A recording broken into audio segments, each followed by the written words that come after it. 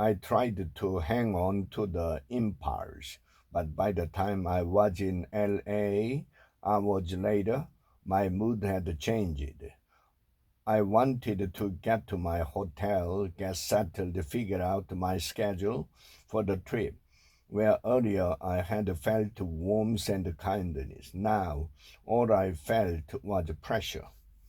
I noticed how my emotion had changed. I no longer felt like calling my wife and giving her the compliment because, after all, we had so many practical things to discuss. There was no time for romance.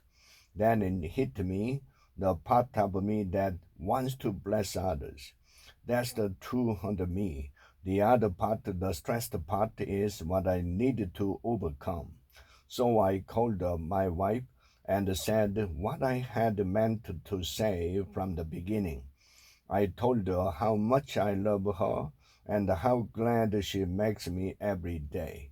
It put me in a better mood. The pressures eased a little. Don't let another day go by in which you are a burden to the person who loves you the most.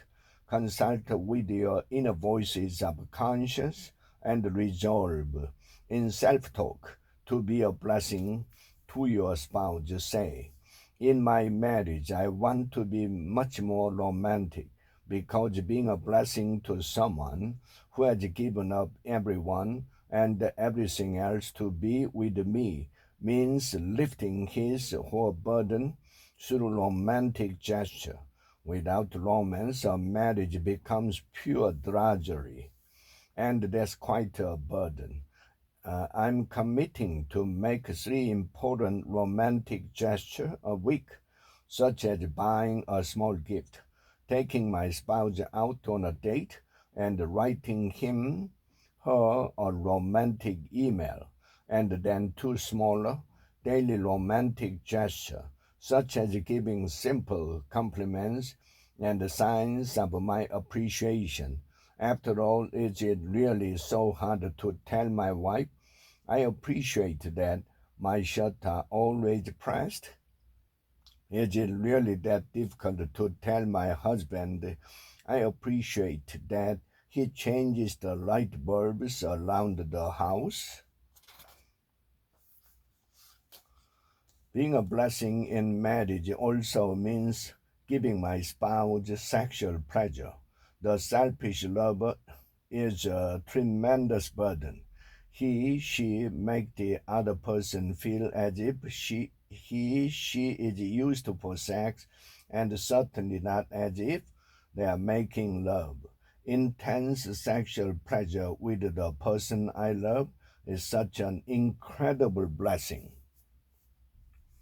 It has the power to wash away the accumulated burden and pressures of the day, and I don't want to deny this to my spouse. I want to help my spouse feel free and unburdened. I want her to feel calm and serene. I'm going to push myself to massage my spouse's shoulders, back, legs, and then move on to more erogenous areas.